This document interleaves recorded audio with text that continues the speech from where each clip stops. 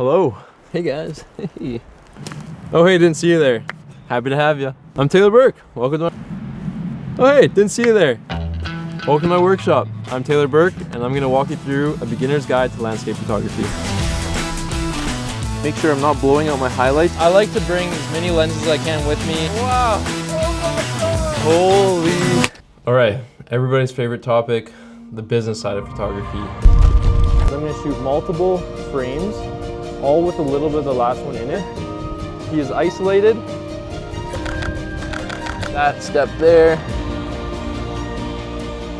When I was starting out with photography, my goal and intention wasn't to turn it into this.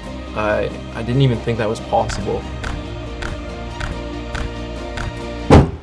Alright, in this episode, I'm going to take you over everything that I have in my kit. I have a Pelican air case. I usually typically bring a 70-liter bag, 7200, I shoot with the Canon 5D. The polarizer I keep on, astrophotography, long exposure.